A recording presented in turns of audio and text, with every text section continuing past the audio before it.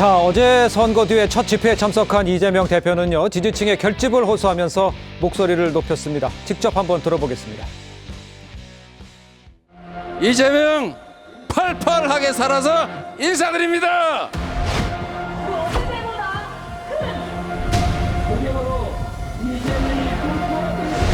이재명은 죽지 않는다. 민주주의도 죽지 않는다. 이 나라의 미래도 죽지 않는다. 여러분이 확실하게 보여주십시오.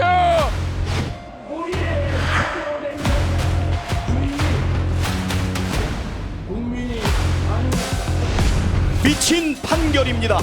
검찰 독재 정권의 정적 제거에 부역하는 정치 판결입니다.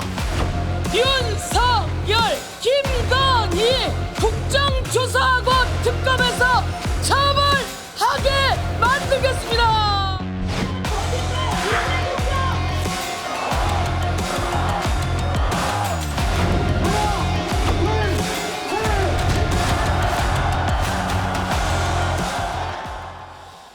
자, 어제 이제 도심에서 비도 오는 가운데 열린 3차 장애 집회였습니다.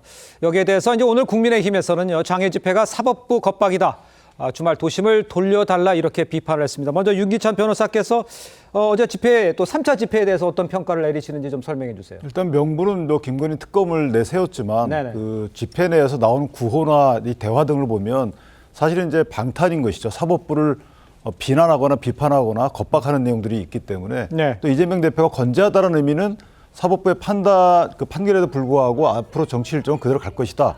이런 취지는 뭐냐면 사법부에 대한 겁박, 그다음에 응징 이런 것들이 녹아나 있는 것 같고요. 네. 어쨌든 이재명 대표 개인의 피선거권 보존을 위해서 더 나아가면 뭐 탄핵을 통해서 대선 일정을 앞당기자 이런 모든 그 중심이 이재명 대표 주로 진행되고 있기 때문에 예. 사실은 민주주의 국가에서 나올 만한 구호나 집회나 이런 것은 아니지 않겠는가라는 생각을 합니다. 알겠습니다. 그러니까 민주당에서 나와야 할 구호가 아닌 것들이 나왔다. 원하는 뭐 여러 개 섞여 있다. 뭐 이런 얘기도 일부에서는 하더라고요. 강성필 부위원장은 어떻게 보셨습니까? 그러니까 어제 집회가 이제 세 번째 집회였습니다. 네네. 사실 이제 첫 번째와 두 번째 집회는 선거 이전의 집회, 그리고 어제는 선거 이후의 집회인 겁니다. 예. 그렇기 때문에 평소에 이 집회의 가장 큰 목적은 김건희 여사와 관련된 특검법을 통과시키자, 또 통과시켜 달라 이렇게 또 국민들에게 설명하는 그런 과정의 집회였지만 사실 어제는 이재명 대표의 선고가 있었던 그 다음 날에 있었던 집회인데 맞아요. 어떻게 이재명 대표와 관련된 재판 문제를 한마디도 꺼내지 않을 수가 있겠습니까? 또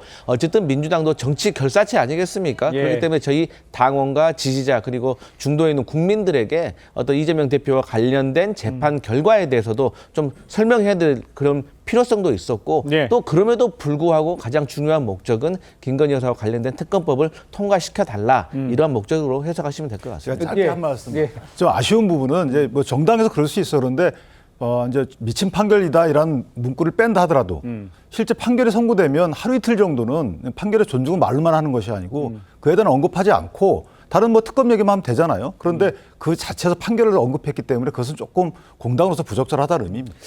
저 말에 대해서도 제가 좀 부연 설명을 하자면 글쎄 이제 선고가 나왔잖아요. 그러니까 선고가 나오고 조금은 그 선고에 대해서 내가 어떻게 뭐 사과를 한다든가 이런 중형이 나온 것에 대해서 뭐 이런 얘기가 없이 바로 나는 건재하다 이렇게 가는 것이 좀 공격적이지 않냐 이런 표현을 하면 어떻게 답하시겠어요?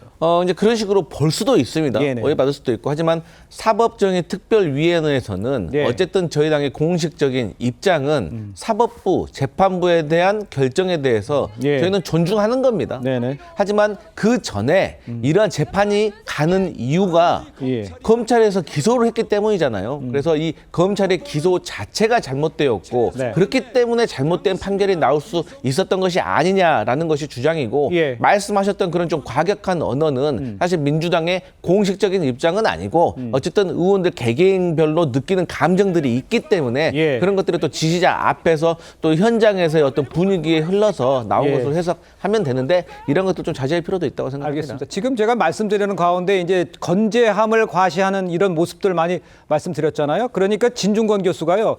본인이 건재해도 주변 사람들이 힘들다면서 주변 사람 그만 괴롭혀라 이렇게 꼬집었어요. 여기에 반응은 어떻습니까? 어떻게 보세요? 그러니까 뭐 저는 일면 뭐 충분히 할 수 있는 비판이라고 생각합니다. 네. 그러니까 이재명 대표의 이재명 대표가 민주당 당대표로서의 어떤 역할을 하면서 저지른 범죄는 아니거든요. 예. 예, 어찌 보면 민주당 대선 후보로서의 어떤 역할이기 때문에 민주당도 거기에 당연히 어떤 뭐 동지이자 또 대표로서 예. 어떤 그런 부분 옹호를 해준다고는 하지만은 예. 조금 이러한 부분들이 예를 들어서 너무 과도하게 예를 들어서 모든 민주당의 모든 의원들이 예를 들어서 뭐 오지 마라고 하는데도 중앙 예. 엊그저께 선거하는 날도 뭐 70명이 넘는 의원들이 와가지고 기다리고 있다거나 도의를 한다거나 얼굴 도장을 찍는다거나 예. 이러한 부분들은 또 그 보기에 따라서는 너무 과도한 충성을 보여주는 것은 아닌가라는 생각을 보여줄 수도 있거든요. 네네. 오히려 국회의원들은 국민의 대표 아니겠습니까? 그렇습니다. 이재명 대표를 지키라고 어떤 국회의원을 뽑아준 것은 아니기 때문에 예. 의정 활동도 열심히 하면서 저는 오히려